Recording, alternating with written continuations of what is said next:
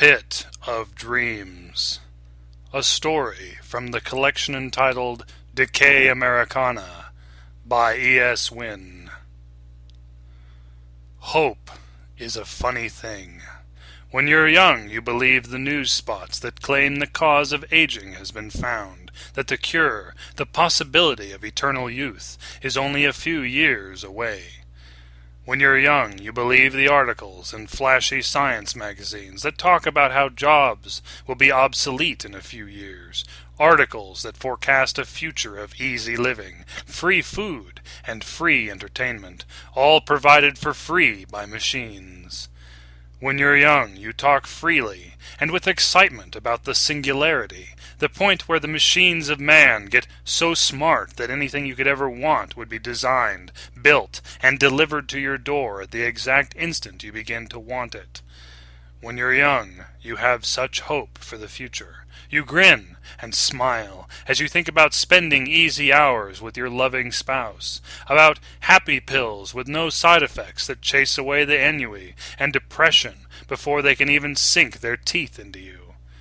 You think about how simple life will be in the future, how long and full and worry-free it will be.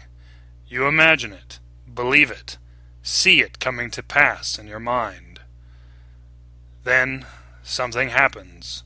You reach a certain age, look at the years ahead and the years behind, and start measuring your experiences, counting decades and trying to figure out what a decade feels like, what you were like a decade ago.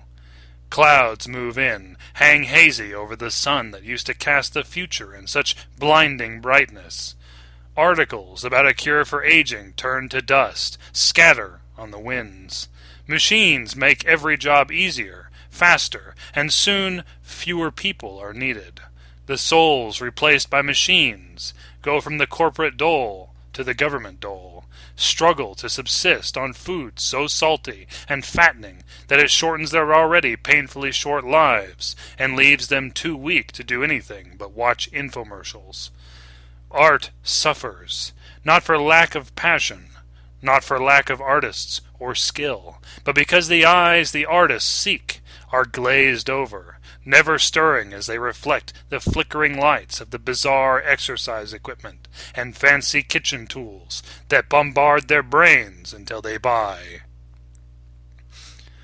I'm home when the change overtakes me. It's winter, but there's no snow, no rain, only the clouds and the glimmer of the pale sun bleaching everything to white.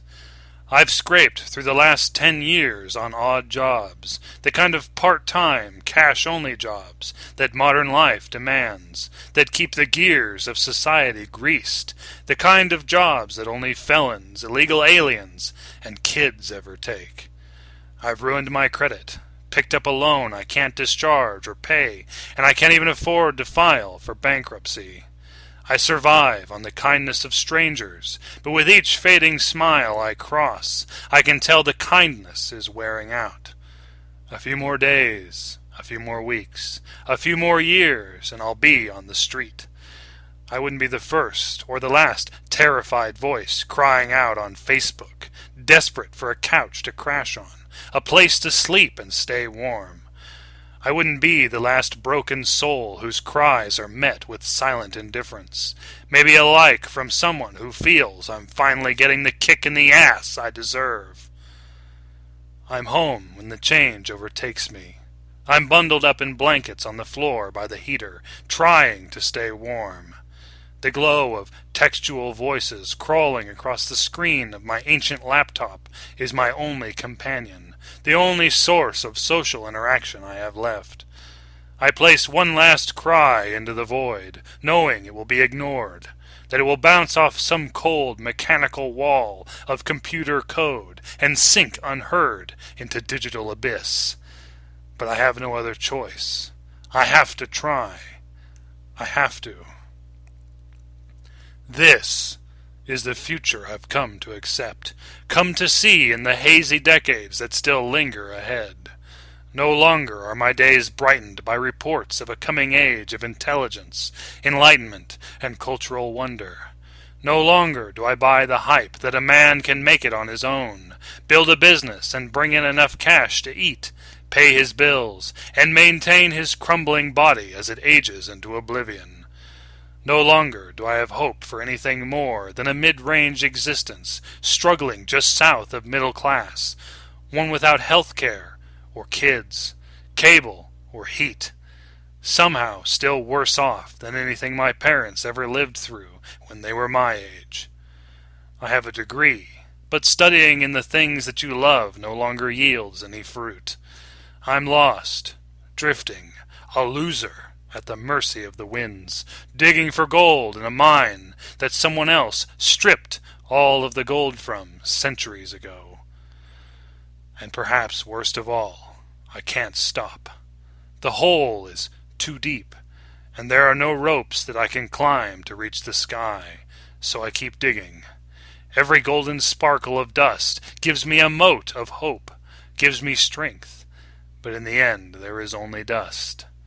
The hole I've dug is deep, impressive, bigger than most, but the eyes that would watch me dig don't care anymore.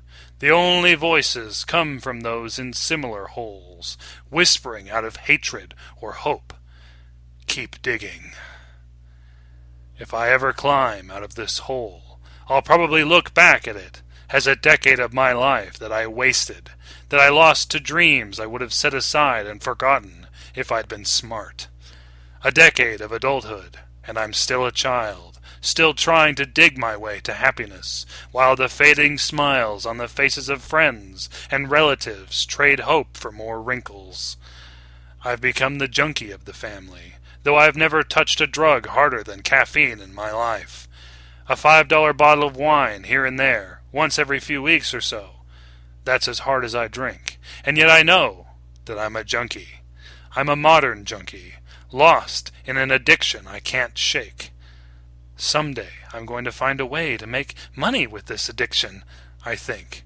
But the only gold I ever uncover with hours of digging is that same dust, a few dollars here and there. Not enough to make a difference. Not enough to make me realize there's nothing but dirt and stone in this pit of dreams.